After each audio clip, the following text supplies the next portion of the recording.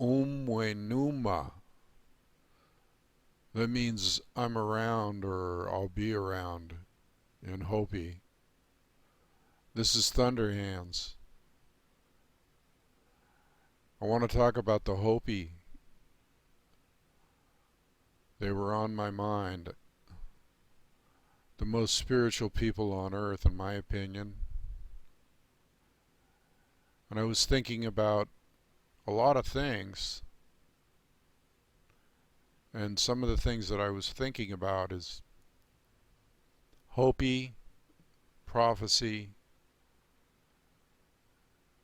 and detachment and emergence. Not necessarily in that order, but emergence has to do with Hopi Prophecy. And I want to talk a little bit about their view on what's happening right now, and it would be called emergence because the planet is in critical condition. And so we are on the verge of it, and how long that verge is going to be, well, that's up to the Creator. And they call the Creator Masao and Spider Woman. So there's a male-female context there. And of course they have their kachinas, which are spirits. Kachina means spirit. And they live out on the mesas in the Four Corners area of Arizona, Flagstaff, up in that area. And they talk about some things that we see happening today. Prophecy. And their prophecy isn't like the biblical. The biblical has its valid points, but if I was going to put my money on anything, it would be Hopi Prophecy and the way they live and the way they live their lives and treat the planet. And you know, they talk about a couple of things that I've talked about before, one of them being the gourd of ashes, and the other one being the sea. Now the sea turning black and all living things will die. Horrific when you think about it. And it's happening right now, so big time. And so is the radiation thing. The gourd of ashes to me means radiation, and to them it also meant radiation. Earlier interpretations were that it would be the atomic bomb. Well, that's where it started. It started with the splitting of the atom. That was the beginning of the end, really. Messing with the balance of nature. Now, we see that happening now, and I'm not going to go into the details because I've been thinking about some things. An attitude change or a consciousness change is coming about personally for me. And I want to steer clear of all the negativity in the world because it's not going to be here much longer. And to be attached to the world and to be involved and immersed in everything that's going on in the world with the fear and anxiety and everything is not a good thing. It's not good for your peace of mind. Now, I've felt obligations as a wisdom keeper to inform and to maybe dwell on some of the things that are happening in the planet and with the people and with the government and all that stuff, because I tend to look at everything. And as a wisdom keeper, you have to be aware of everything. But there comes a certain point when it starts taking a toll on you, because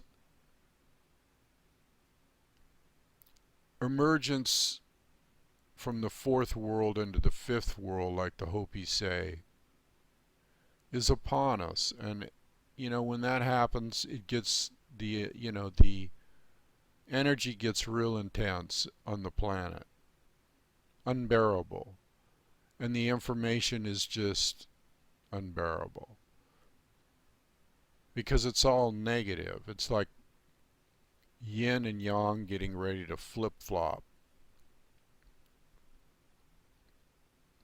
So I'm taking a new tack here, getting more into my Taoist ways, which are in alignment with Hopi, the way the Hopi live. And see, man has brought this on himself. And the Hopi talk about when you go against nature or the ways of the Creator, and the Creator being components of the male-female, unlike the Christian God. When you go against this natural order of things, you can expect bad things to happen.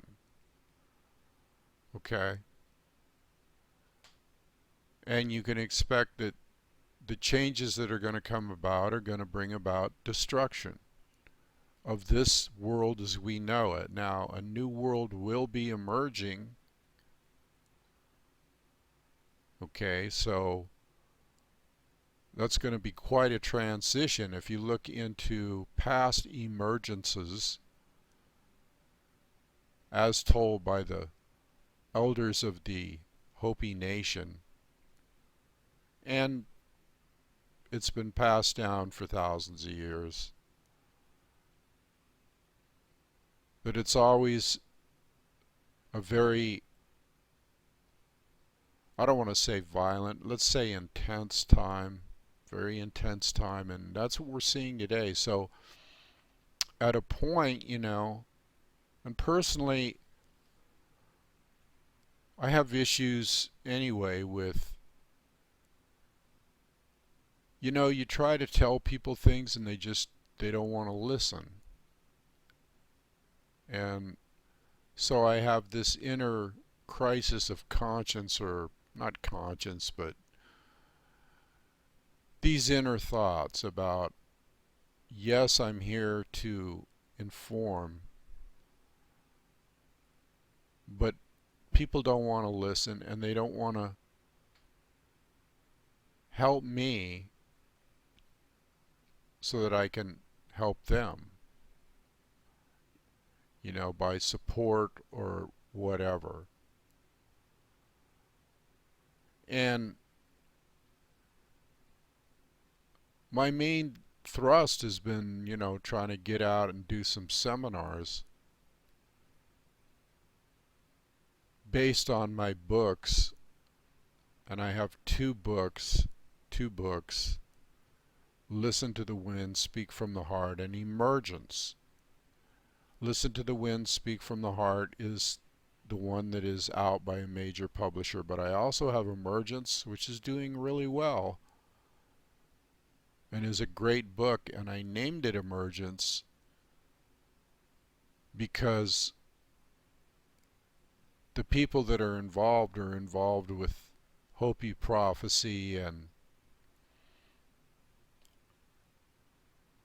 so I might, while I'm on the subject of people and not listening and emergence, and maybe I'll talk a little bit about the characters in the book and their viewpoint so that you will get a better idea what the book's about. Now, the book is a novel as opposed to my other book, which isn't a novel. And a novel is a story, okay? And in this case, it's fact-based fiction, which means that there's some fiction in it for certain purposes, but for the most part, it's about my life and growing up in Arizona. And the characters in there, of course, one of them is named Thunder, or Anamiki, who comes from the east at 1 year old and resides in Arizona. And then there's Natalie, or Wikvaya, one who brings. And they are destined to meet. They are twin souls, and so in the last year of high school or coming out of high school they meet. But they're ancient souls. They've been in the cosmos and around the cosmos for a long time. And so they have not a mission, but a duty, or an obligation, or maybe a purpose would be a better word, to teach certain things and to realize things themselves. And so, Thunder and Natalie have a very romantic relationship. They are twin souls. And I couch all kinds of things in there. That's why I call it a shaman's Bible hidden within the pages of a novel, because everything I talk about in there is spiritual, really. Even though there's all the elements of an exciting novel, and most of them are true because people live life. So in there you have romantic interludes, shall we say. But within those descriptions of romantic interludes are spiritual things, like using romance and sexual union to raise your consciousness, you know. So there's a lesson in there from a spiritual level, and what oneness means between two people, and what really being twin souls means, in my opinion. So there's that aspect, and some people have said, oh, there's some spicy stuff in there. Yeah, because life gets spicy sometimes. You don't want to, they're looking at it through the lens of their belief system, or who knows. And then, there's other parts in the book where Thunder has to kick some ass, because he's excellent in the martial arts. And it's to protect Natalie, and it's to protect himself from people that are racially prejudiced, okay, towards the Native Americans. which they are too, Native Americans. And so there's that element. And then there's the element of, there's a very spiritual element of conversations with elders out on the mesas about emergence and Pahana, the coming of Pahana, which is the great white brother, and what that means. Excuse me. And the scrolls and the returning of the scrolls, and how to think dimensional consciousness. And I talk about things like the immaculate consciousness and the subimmaculate consciousness. And I talk about things in the book about learning techniques to raise your consciousness. And some of them are from the Indus Valley, and some of them are Apache techniques. Things that I learned, tracking techniques. I did a lot of tracking. And there's exciting parts in the novel about, you know, flying and tracking and all the things that thunder does. And then there's Natalie. And there's just a beautiful weaving. Some people have told me that they cried when they read this book, and even that it should be a movie. Okay? It would make a great, maybe indie movie or something. And the characters are very young chronologically, but from a wisdom point of view, they're ancient. They are the ancient of ancients. So, I thought I'd tell you a little bit about my book, because and they talk with some of the Hopi elders, and Natalie is Hopi, and I'm Métis because I'm from the East. And so her mother's name is Katori, and there are two elders, Alo and Humita, and we all have deep conversations about Hopi prophecy and emergence and why the Hopi live the way they do. Basically, in a isolated sense, by their own choosing, and why that is so. And there's just a lot of beautiful things in there.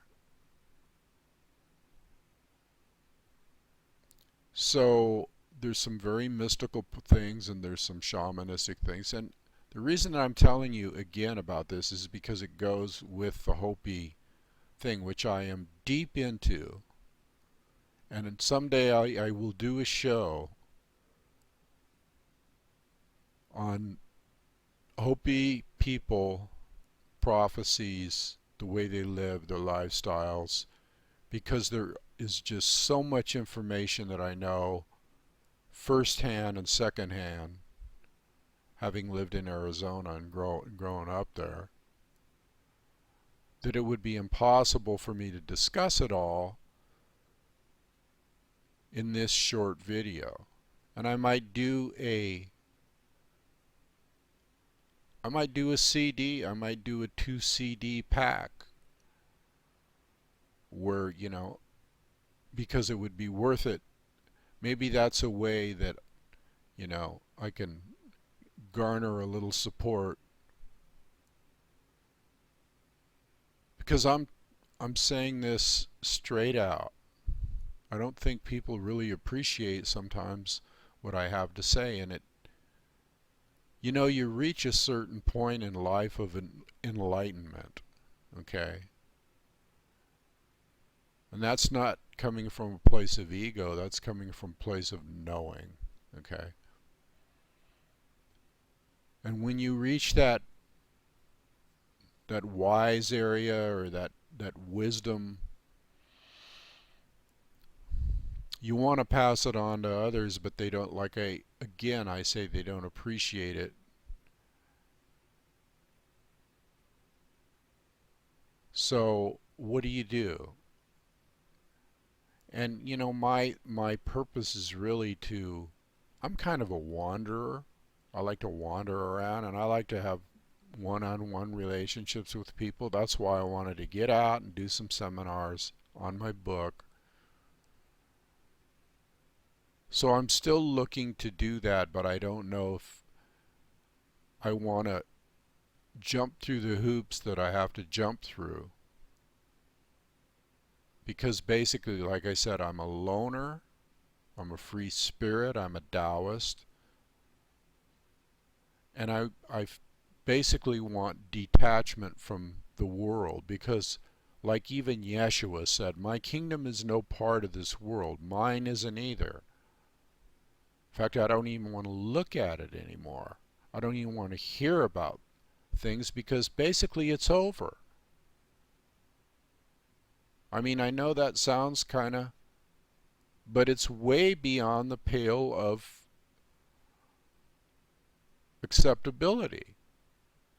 Because I see prophecies being fulfilled, and I see prophecies that are already been fulfilled a long time ago. And so now it's just, and I don't know if it's going to happen in my lifetime or my son's lifetime or my grandson's lifetime, but the last time I looked, critical mass right now. Critical mass. And like I said, I'm not going to go into it because I've done this in past shows. But I would like to get out on the road and talk to some people and teach them some things that will help them get through what's coming. And like I said before, I've lived a lifetime. I've lived 7 lifetimes in one. And there's a lot of things that I know that I want to pass on. It's not that I feel like I'm self-important or anything, that I just want to pass this on to somebody. Now, whether this happens or not remains to be seen. Maybe that's not what the Creator wants for me. Maybe I've accomplished somewhat of a purpose and it's time for me to move on to other things like just enjoying life and relaxing and detaching from everything. Because detachment is the only way you're going to get through. And when I talk about detachment, I'm talking about from the point of view of a Taoist point of view. You have to detach with compassion from this world, because this world is an illusion. And if you don't know that, you're deluded. It's an illusion, and so the more that you get ingrained in the duality of all the lies and all of the negativity and all of the stuff that's happening within this realm that's going to pass away anyway, the more it brings you down, brings your consciousness down to a level of depression and to the level of the consciousness that this world is in. Now, in my book Emergence, when I talk about people not listening, they're called sleepers. I call them sleepers. There's the sleepers and the keepers. The sleepers are the people walking around in a robotic mode, not knowing what's happening. And when emergence happens, then they're going to be freaked out. They're not going to be ready for the consciousness shift and the physical shift and all this stuff. And then there's the keepers. I'm a wisdom keeper. And in the book, Natalie is a wisdom keeper. And it's like people that are walking around on the planet for a certain purpose. Now, sometimes they don't want to listen. And I'm really getting tired of beating the drum. So, again, I don't know how many of these shows I will do or how long I will continue on doing this. But I know one thing right now is that the only way that you get anywhere with seminars and that type of thing is PR, you know, promotion. And the way that the internet is set up now with Facebook and YouTube and all this stuff, it's almost impossible to promote yourself. You can't send 4,000 friends one email and hit them all. Why? What's it for? And they want you to pay them, you know. So if I'm going to pay somebody, it's going to be a person that I know, maybe a young college man or woman coming out of college and not able to get a job, has a business degree, maybe might want to apprentice with me because I know all about PR. It's cutthroat. I don't want to do it. I want somebody else to do it, somebody that is into that so I can concentrate on my purpose. But being a musician, I've had to deal with PR before all my life, and I know that it can be cutthroat and it can be, you know, I just don't like the business end of it. And it's done better by other people. But again, you know, if I had the means, which, you know, I got a few irons in the fire, I asked for donations, but you know, I'm kind of having second thoughts about donations because again, people don't listen and then they also don't give. They want everything for free. Except when you're out on the road in a seminar and they get a little bit more excited about that. So I'm thinking more in terms now of taking on a person as a partner. They can deal with the financial thing, they can back me, and I need about 8 to 10 grand really to do it right. But that would really do it right. So anyway, I don't want to get into that too much, but I'll put that thought out there. Because sometimes when you put a thought out in the universe and you don't try too hard, you kind of back off from the trying part, then like that, it happens. You push too hard and it doesn't happen. You kick back and lay back and at this point, you know, whether it does or doesn't happen, I mean, I would like it to happen. But I'm basically in a non-attached mode now. And I'm doing some things I like. Like yesterday, I found this awesome piece of wood branch that fell off a tree when I was trekking around in the park, and I looked at it and it was about just the right size for a walking stick or a staff or whatever. And I've found some pretty awesome stuff. Incidentally, the trees don't look too good in the park, and I don't think they look good anywhere right now with all these chemtrails and everything. But anyway, this piece of wood, this is one of the things I like to do, is to carve and to make walking sticks and to be next to nature and that type of thing.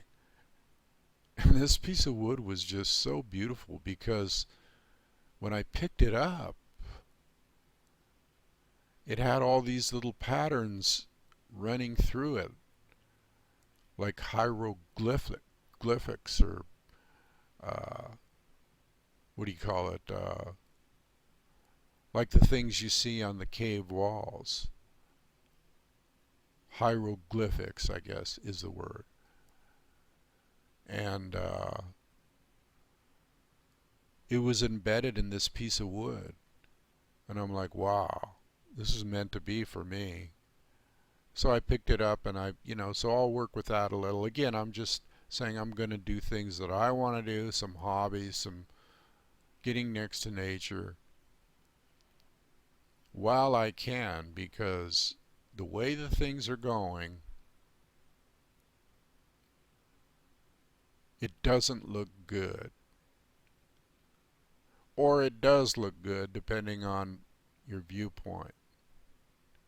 My viewpoint being it looks bad for the people that don't know, but for the people that are hip to it, the people that are into the prophecy, the people that know what's going on, then it's not a bad thing. It's just a transition, you know. But it's too intense to look at the stuff that's coming in every day. So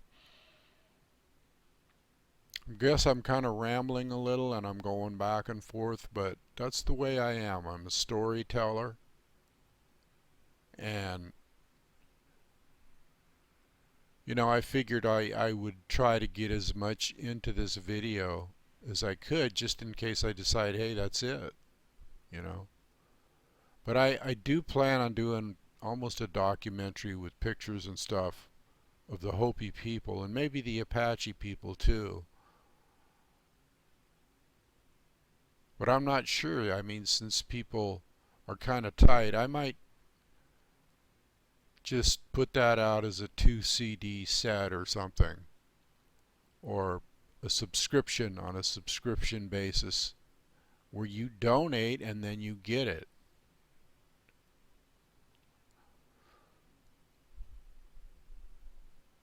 I, you know, have no problems with support from, people spiritually or monetarily. And it's not me that has a block about prosperity. I think people have a block about giving. I think that's what the block is. Okay? Because if they can get it for free, why pay for it? Or why even donate? Because it's about giving and receiving. That's why. And people need to wake up to that fact. It's about being in tune with that concept, the giveaway, like I talked about before, that the tribal people are into, the giveaway. You give something, you receive something.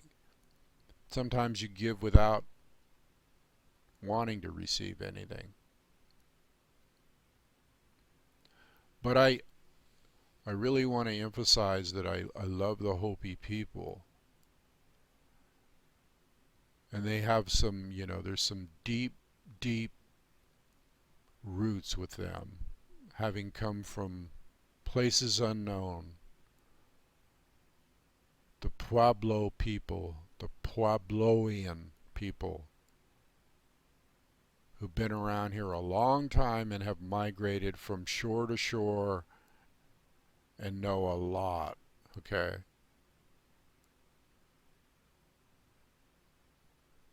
And the only time that they are called the peaceful people, in fact, the only time they got unpeaceful was when these friars and monks tried to set up a church up on the mesas and were torturing some of the tribal members into trying to make them believe their way. And they were so intense and so ridiculous that the Hopi people finally just flipped out one day and said, we can't take this anymore. And they burned that church to the ground, and they killed every last one of those friars, threw them off the cliffs, whatever. Then they felt bad afterwards because they were like, well, they just wouldn't leave us alone. What are we supposed to do? And I think that was the only time they really, I mean, they had some skirmishes, but that was the one time that they lost it, I mean, according to them. I don't think they lost it. I think, yeah, more power to them if that's what was happening. But And there's some very, very deep ceremonial things, and there's some eye-opening things about courtship, and there's just a whole lot of things about the Hopi that people don't know. And they knew about the chakras, the energy centers on the body, the third eye and the crown chakra. They knew all about that. They had a secret society for it, or a separate society. And they had their kivas, which were built in alignment with the stars. I mean, these people were tuned in, baby, to the cosmos, to the creator, to the star people. So I'll do maybe, in the future, but I've covered a lot here. I mentioned a lot about the Hopi people, and I've mentioned a lot through my book, which I described, which gave me a chance to describe that book a little bit more, because people don't seem to understand what it's about. But when I explain it to them, and when I explain the terrain and what, tracking in Arizona and how beautiful it is and the thunderstorms and just the whole thing, it's like the imagery in it is something that is good. It's good. And like I say, it is a novel. And I'm just as proud of that book as I am my other book, Listen to the Wind, Speak from the Heart, which a publisher decided to pick up. And that's a good book too, and a lot of people like it. So if you want to look at those books, there's a link down here that you might want to look at called thenativeamericantaoist.com, which leads to two other websites, spiritofcrazyhorse.com and Apache Tracker, which covers a whole gamut of things. But the bottom line here being is that I think that basically what I'm going to do is probably do less shows or none at all, get into non-attachment, withdraw from concerns about the world, because hey, basically it's beyond, I'm telling you truthfully from the heart, it's beyond what people think.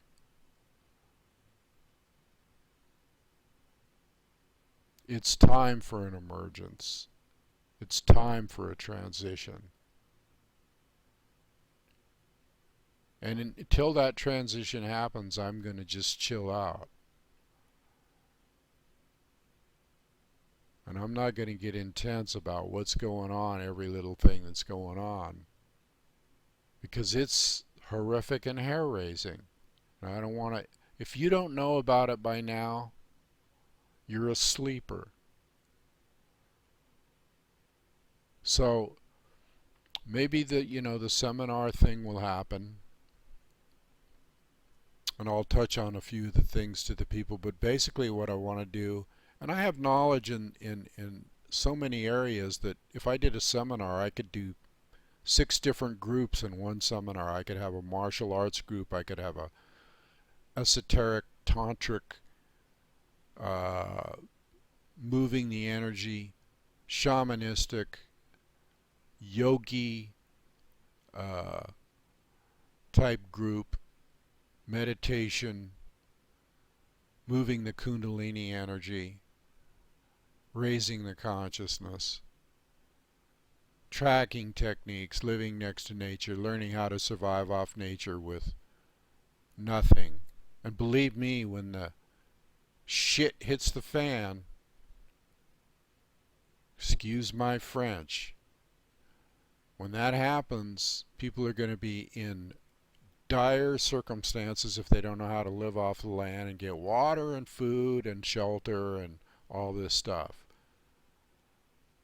And I know about that stuff, both urban areas and rural.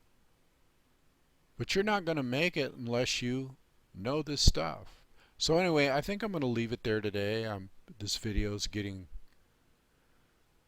longer than I want it to be because sometimes, people's attention span isn't that long anyway. So I'm out of here. I just want to say to you people that I have a love for you, and just hope that everybody can wake up and smell the coffee. And then I have some friends that are supporting me spiritually and emotionally and even monetarily.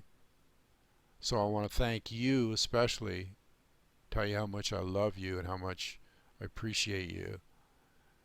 And so I guess I'm out of here now. This is Thunder saying over and out. Adios.